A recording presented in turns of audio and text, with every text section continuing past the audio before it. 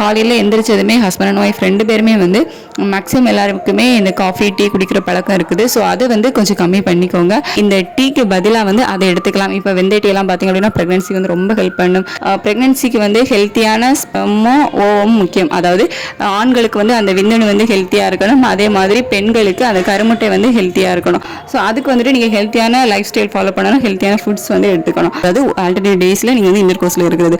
So நிறைய பேர் வந்துட்டு எனக்கு ஓவுலேஷன் வந்து நடக்குதான்னு தெரியல, எப்போ நடக்குதுன்னு தெரியல, எனக்கு வந்து இர்ரெகுலர் பீரியட், எனக்கு நான் வந்து என்னோட ஓவுலேஷன் டைம் வந்து எப்படி கண்டுபிடிக்கிறது, ஸோ இந்த மாதிரி வந்து நிறைய டவுட்ஸ் இருக்குது. ஸோ இதெல்லாம் நீங்கள் இந்த ஓவுலேஷனே வந்து விட்டுருங்க. உங்களோட பீரியட் வந்து 7 days இருக்குது அப்படின்னா 8th டேல இருந்து நீங்கள் இன்டர் கோர்ஸ் வச்சுக்கலாம். அதாவது ஆல்டர்னேட்டிவ் டேஸில் 1 day விட்டு 1 day நீங்கள் இன்டர் கோர்ஸ் வச்சுக்கிட்டீங்க அப்படின்னாலே வந்து போதும். பீரியட் வரதுக்கு ஒரு நாள் முன்னாடி வரைக்கும் நீங்கள் இன்டர் கோர்ஸ் இருக்கீங்க அப்படின்னா அந்த டைமில் தான் வந்துட்டு ரொம்ப ஃபோர்ஸ்ஃபுல்லாக வந்து இருக்கிறத கொஞ்சம் அவாய்ட் பண்ணிக்கோங்க. ஸோ ஃபோர்ஸ்ஃபுல் இல்லாமல் நீங்கள் வந்து இருந்தீங்க அப்படின்னா வந்து ஒன்றும் பிரச்சனை இல்லை.